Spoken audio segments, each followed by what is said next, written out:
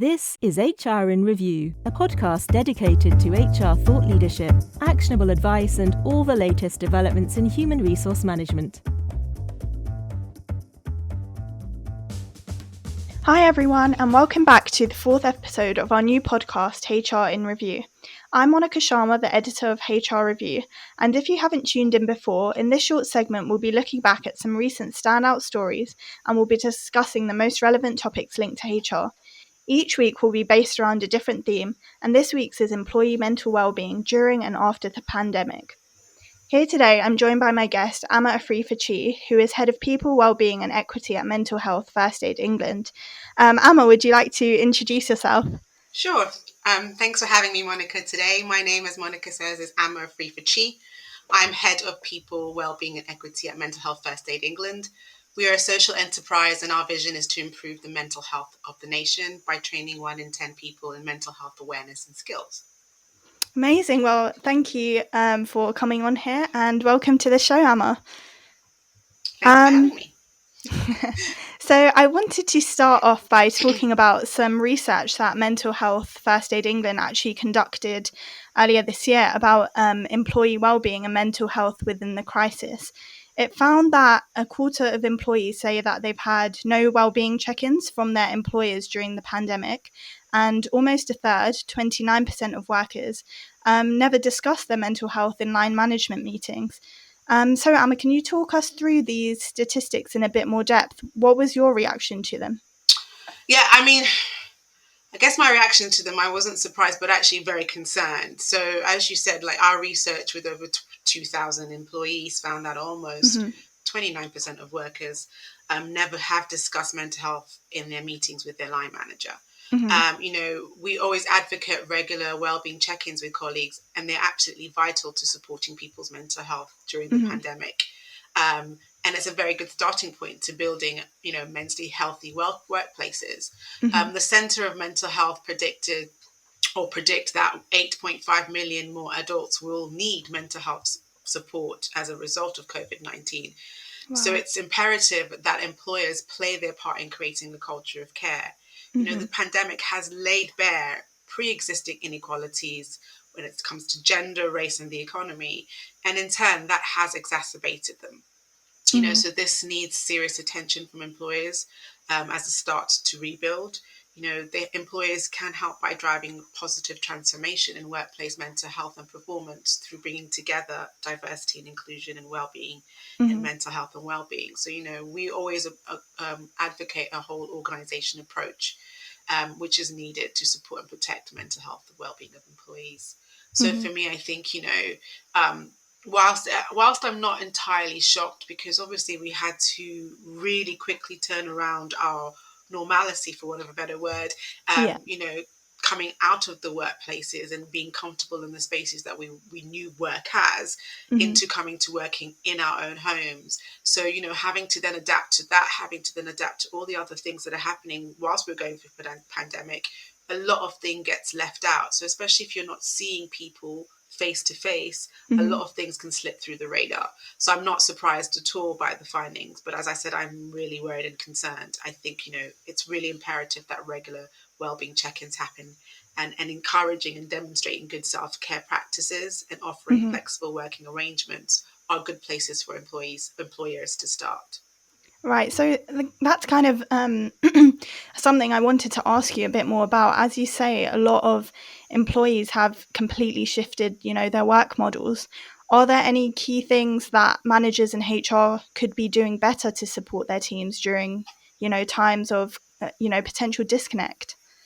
Absolutely. I think there's always more that managers and HR could be doing. And, they should be encouraging, as I said, regular wellbeing check-ins. I know it just sounds like really simple, but actually the simplicity of it actually can make a huge difference. Encouraging regular wellbeing check-ins with colleagues. This is vital, as I said, to support people's mental health during the pandemic and just generally overall. We will come through this pandemic. We will probably live the rest of our lives with COVID-19, but we will get through it. So ultimately, whatever managers, employers, HR implement now should be sustainable and future proofing. It's always a good starting point with that, and then building on to how you then think about creating a more inclusive, mentally healthy workplace. Mm-hmm. HR should also explore the organization's options, such as mental health first aiders or, Mm-hmm. the employee assistance programs. Mental health first aiders are trained to identify and the signs and symptoms of a range of mental health conditions, and they can Mm-hmm. support people experiencing a mental health issue or crisis and signpost them to further help. But Right. actually, what is really good for HR to also do is whatever pre-exists in their benefits and their well-being strategies and their people strategies, to review them. Are they Mm-hmm. still fit for purpose? Upskilling their managers is also a crucial part in terms of giving line manager training around mental health awareness is also very good. I talk about training a lot, but also I think that is part of the holistic approach. So, it's not just choosing things to bolt on to other things. It's more Mm-hmm. actually how do you embed them properly? Right. It's increasingly important for those who continue to work remotely in the pandemic, especially whilst others also return into the workplace. Mm-hmm. So, again, re-emphasizing regular check-ins, is very much a crucial thing. We have produced our My Whole Self MOT kit, which can be downloaded as a free resource on our website and can be used by managers to help facilitate these conversations and signpost people to Mm-hmm. the useful resources that they need to support their well-being. But I will also say this about managers and HR. It's also as much as the, I guess the accountability and responsibilities on leaders and HR and our managers, it's Mm-hmm. also finding a way to support the managers whilst doing Right. so. Right. Because, as managers, there's lots of things you need to start thinking about now. The old way of how you used to manage has changed because of the pandemic. Mm-hmm. So how do you equip, upskill, and support your predominantly new line managers to Mm-hmm. become really good people line managers? But also, how do you change the mindsets and also change the skill sets of existing managers? And by existing managers, I mean managers that have been managing for a while now, to start thinking differently around what performance looks like. And that is part of the mental health and wellbeing thought process, as well as inclusion process, that needs to be considered. Mm-hmm. I think those are really interesting points, Amma. As you said, I think mental health and the strategies that are put in place have to be sustainable and really embedded, not just, for the short term over the course of this pandemic. And again, kind of like you, I was quite shocked by and disappointed by some of the statistics. It said that almost half of employees, 43%, said that their workplace mental health and wellbeing support either stayed the same or got worse. And then, as you said, 41% of employees say that they've had less frequent check-ins or none at all. So I think if you're working to build a sustainable, mental wellbeing strategy, it's worrying that it seems to be going on a downward trend at the moment. Yeah, and I think it's really important to really kind of take a step back and think about this, because the way of work, and this is governed by the way and the evolution of the workplace and the way of work, and also going forward, Mm-hmm. the future of work. Back in the day, and I'm talking maybe probably 50s, 60s, whatever you want to, like, let's flash back a bit. If you think about it, back in the day, work and personal life was definitely compartmentalized. You Mm-hmm. would come to work, do your 9 to 5, and go home, and it was all about just getting the work done. And as Right. we have evolved as a culture, as humanity and the world, there are certain Mm-hmm. things now that are very much blended. So I'm very much an advocate of work life integration. And actually Mm-hmm. was talking to someone the other day, and they were talking about, they used the word blend Right. over balance, because balance actually adds increased pressure and means that you have to find an equilibrium, when actually we Mm-hmm. all know in today's world, there is peaks and troughs, and it's very Yeah. rare that you have a balanced 50-50 all throughout the time. Whereas if you approach things with an integrated mindset, it's then Mm-hmm. thinking about, okay, well, how do I create a space for myself whilst I'm working, and also in my personal life, where I don't feel that what is important to me and one has to override the other. Mm-hmm. And also setting it, then you start to think about things differently, about setting in boundaries for those, what is more important to me in my personal life, and also equally what is important to me in my working life, and how do I make sure there is an integration blend that works for me, which also, Mm-hmm. and ultimately then you think about it from a self-care well-being perspective.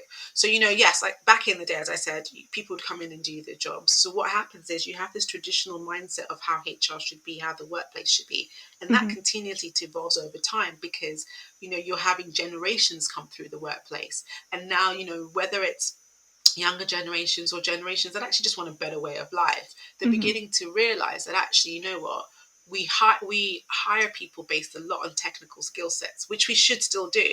But if we're hiring people to look after people as well, there's an element of how do we upskill them to be people managers. And that's why I keep talking about it from a people manager centric position, because you can have a one-to-one where we're talking about workloads and the objective here is just to get the work done. Whereas actually, if you're having a one-to-one to talk about well-being, you're then able to have a conversation that makes someone think about how are you doing? How do I support you to get the best out of you, which ultimately will turn up and shape up in a better productivity. And I think that's a really interesting and important standpoint because, you know, people-centric kind of initiatives will always be more sustainable and long-standing, and I guess makes staff feel that you really care about them as a whole, as you say.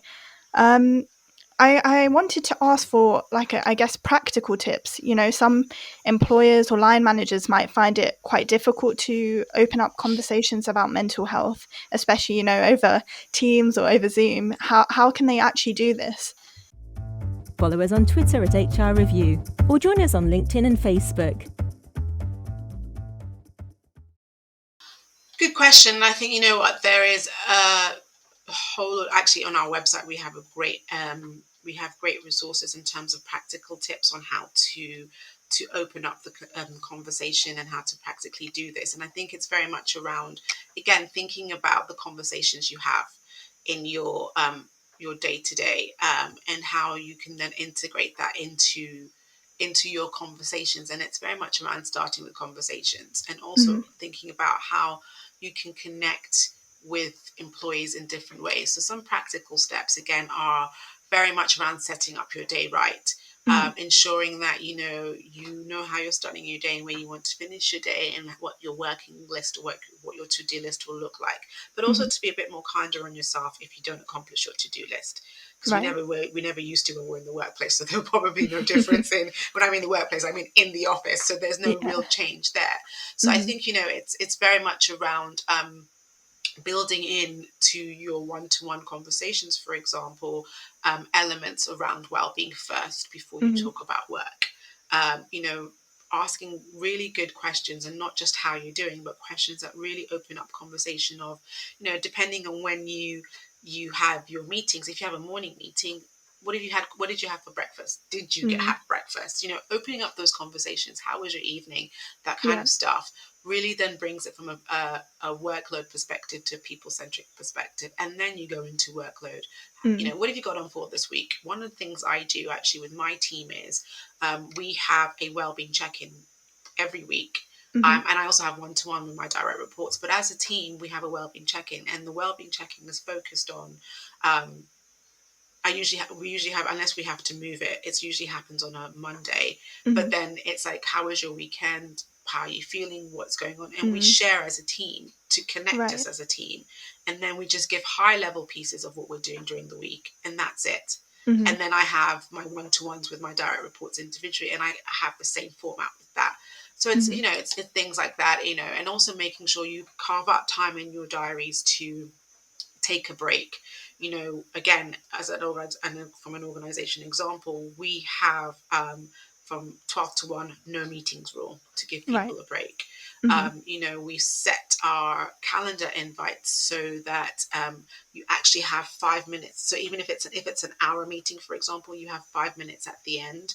So it actually reminds you 5 minutes to the end of your meeting that you've got time, at least 5-minute breather before you go into the other meetings. You know, we encourage people to go for walks. We encourage people to switch off, you know, at certain times and keep to their time set. So again, as I said, there's lots of information on our YouTube page and also our website that gives you some really practical steps. But those are some thoughts. You know, again, I'm organizing walk and talk meetings so you're not constantly on Zoom. You know, checking with your team on how they want to communicate and how they want to socialize online gives them the empowerment and autonomy to decide how that connection should be. So similar, you know, things like that.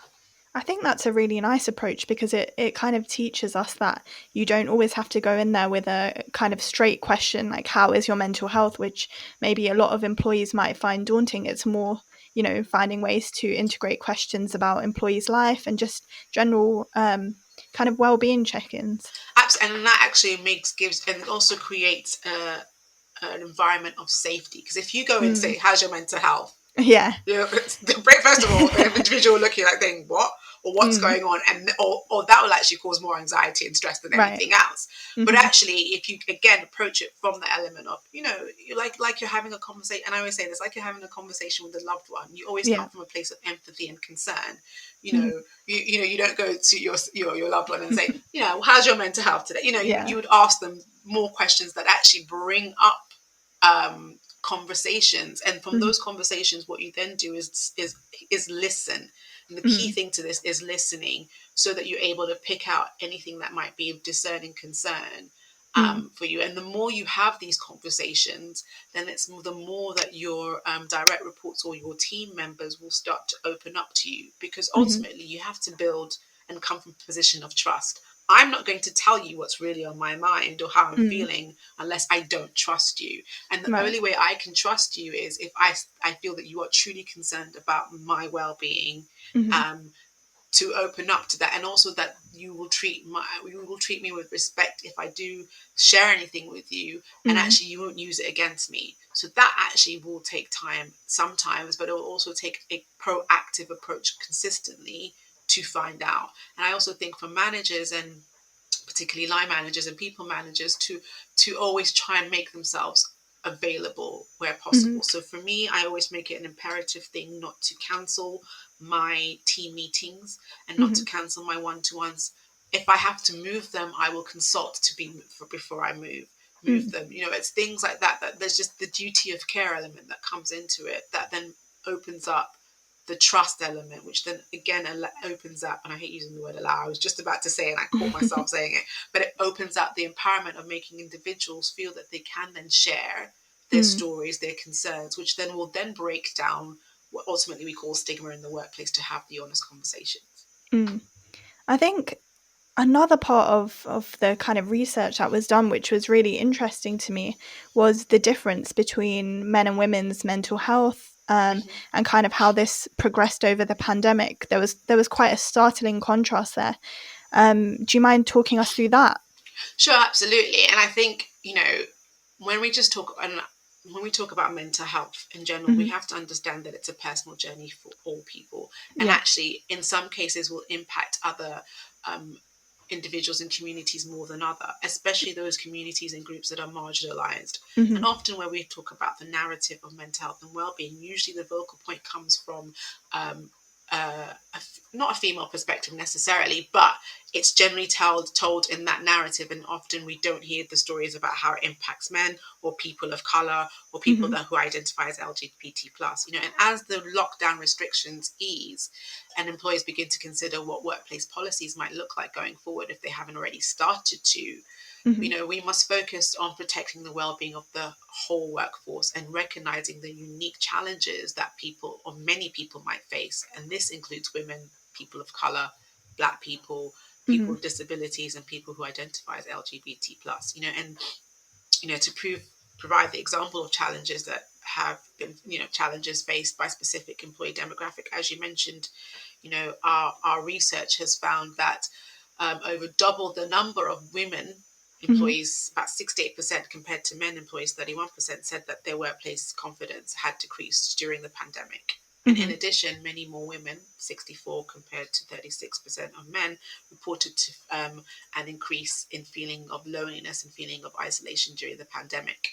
But however, there have also been impacts, for example, of the experiences from men, which also have been highlighted, because often we have to then, I think what's interesting about the pandemic is the roles we play we've been playing within that. So, women in the workplace, and I think I mentioned it earlier around the exacerbation of inequality issues that were already existing in the workplace that have come to fruition in the pandemic. Right. So, I think, employers must be aware of the challenges and actively work to create spaces for all employees. And this may include safe spaces for staff to speak openly about their mental health and well-being, which will in turn help people to ask for support if they're experiencing poor mental health or struggling to manage their work-life integration. I think that's a really good point. And there's been a lot of different research which has kind of tried to quantify the impact on, different marginalized groups. But then there is also the other side of it where a lot of the time mental health, especially amongst men, is not openly spoken about. So that may have contributed perhaps to kind of the research that came up in this Exactly, case. and it all depends on the voices they pick from that research. Because like I said, when I talked about, mental health and well-being being more kind of skewed, well, not skewed, but more kind of being from a female perspective, because lots of research out there that backs us up, that men don't really talk about how they're feeling. And that's usually because of the construct that society has built within how we should be as male and female in society, or, and or gender neutral for that matter. So, I think, when we are equally looking at these research pieces, we have to make sure that we have enough diverse voices in that to tell their stories and share their stories. That then defines the narrative to be more inclusive, because we're not hearing it from one side. And also equally, I mean, you only have to pick up news around the impacts the pandemic have had on people of color and Black people more so effectively. So again, how does this impact when you bring it back to the workplace? Are you again checking in and asking how people are doing? Are you checking in to make sure that you are really listening and hearing? And it's interesting because there is this comparative of, there's the saying of, yes, you're listening, but are you hearing me? Because you can listen to someone, but not hear what they're saying. And ultimately, this comes back to the non-judgmental listening and active listening. Active listening is really hearing what someone is saying and then making sure that the changes are made to help support that individual. That is what a lot of organizations have kind of been grappling with over the past year, and how to replicate that in a system where there's not, in-person meetings or, where moments where you can catch up in the office. And I think that will continue to evolve over time as more kind of ways of dealing with this new normal, as people say, come about. So I wanted to move on quickly to the next piece of research, which was about employee benefits and well-being initiatives which have come about in light of the mental health issues. A survey by Willis Towers Watson found that almost 9 in 10 companies were concerned about the increase in mental health issues amongst their employees. So as a result of this, over 3/4 are planning to enhance mental health and stress management services over the next 6 months. Stress has been quite a topical issue at the moment because it is Stress Awareness Month as we're recording this. Do you have any advice for organizations to help employees manage stress? If you have any comments on the HR in Review podcast, would like to suggest a topic or speaker, or provide other feedback, you can contact us using the email podcast@hrreview.co.uk. We look forward to hearing from you. Yeah, I actually wrote a blog about this for the month, actually. So again, I encourage anyone listening to this podcast to read it on our MHFA England community blog on our website. But when I wrote it, actually, I wrote it from the perspective of understanding that work does not take place in a vacuum, and it's really important to understand that what happens in terms of work, the stresses of work aren't just resulting to work-related stress. And what I mean by that is that, good employers and managers will recognize, or should recognize, be able to recognize the stress factors of all kinds that will impact our well-being at work. And it's not, as I said, it's not just related to what's happening at work. The best will also be able to realize the experiences are not universal, and that certain factors, such as the stories we have had to process over the last few months with the Derek Chauvin trial, Seven Avenard, all these other stories. And in my blog, I talk about it, is that, there are significant life events that impact us and our mental health and well-being. Some communities and some groups more than others. And this is on top of all the life hack stuff that also impacts us. So, so when you think about these events that are, since pandemic, with George Floyd and everything else that, that are increasingly impacting people's mental health and well-being. And then life events such as having a baby, moving house, this whole thing around with being furloughed, all of that stuff, again, impacts the mental health and well-being of individuals. And then we still have to wake up every day and go to work and deal with that. So what is really important is that, employers must build cultures where people have trust, like I mentioned before, flexibility, safety, and freedom to bring their whole selves to work, or to want to choose to bring their whole selves to work. Because often enough now, people opt the opposite, not to, because of fear of judgment and penalty. But if you create that environment, you ultimately then create an environment where people will excel. If you take care of your people, they will look after your business. And that element is around, and it heightens that whole thing around productivity and self-satisfaction, etc. And I keep coming back to regular well-being behaviors and the attitudes within the workplace that create that. Sure. So I think you've touched on this a bit, but I just wanted to move on to one final question, which is that now that we're emerging out of lockdown and potentially going into a new work model, what do you think is next for mental health as a whole and the steps that organisations need to put into place?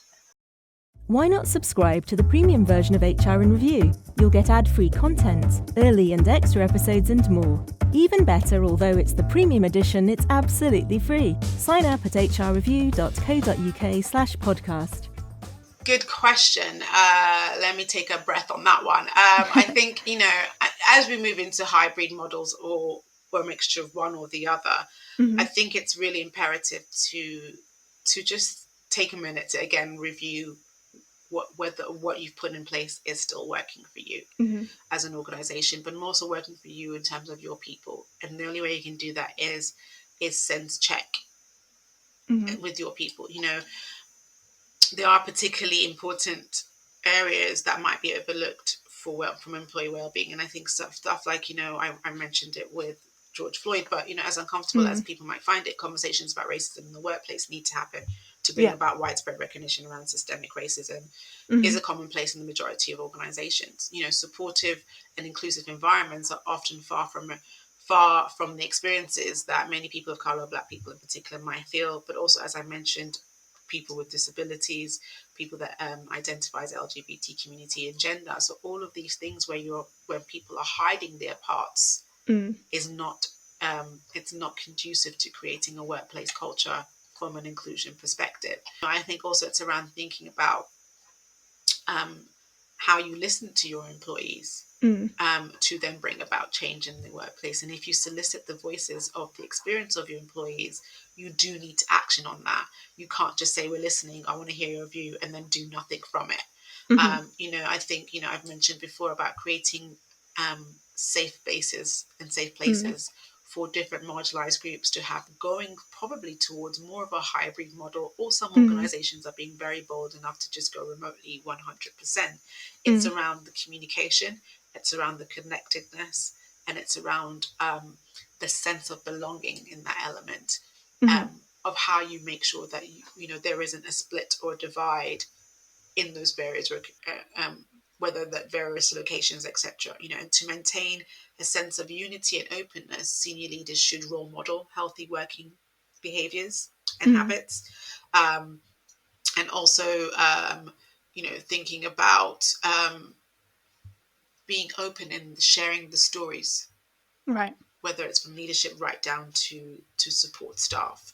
So I think it's a very much holistic amalgamation of all those things, but it's sense checking with your people what they need in order to integrate it, to make sure that it works best for you, and constantly retroing and reevaluating whatever you're putting in place to make sure that there is support across the board, right from support to CEOs and C-suite, right through to support to support staff. But also there's something around the education piece around ensuring people know how to look after their own health and mental health and well-being, because it's a two-way relationship. There's a duty of care that comes from organizations as employers, but there's also a duty of care as an individual to look after your own self and be responsible for your own mental health and well-being too. Fantastic. Well, thank you so much, Amma, for joining me on the show. It was so wonderful to have you on here and kind of hear your expertise on what employers should do and how they should deal with mental health issues in the workplace. If our audience do want to reach Amma, she can be accessed at Mental Health First Aid England. If you enjoyed this podcast, we also do have webinars on Inside HR, which will delve into similar topics. Our next one is on the 13th of May, which will look at what is next in terms of work-life balance. And we also have one on the 20th, which is about what flexibility looks like to the post-COVID workforce and how to create flexible working policies for different employees. If you're interested in learning more about well-being in the workplace, the future of work, the transition to hybrid working, or any other topic linked to HR, head over to our website, HRreview.co.uk. Thanks once again to Amma for joining us and to our audience for listening to our podcast. We hope to see you in 2 weeks' time, where we'll be continuing the discussion on the most relevant HR topics. See you then. The HR in Review podcast is brought to you by HRreview.co.uk. HRreview.co.uk is a website dedicated to human resources and related professionals. News items are posted daily, together with analysis looking in depth at topical HR issues. You can sign up for our range of specialist newsletters at hrreview.co.uk/sign-up and follow us on Twitter at HRreview, or join us on LinkedIn and Facebook. Thank you for listening.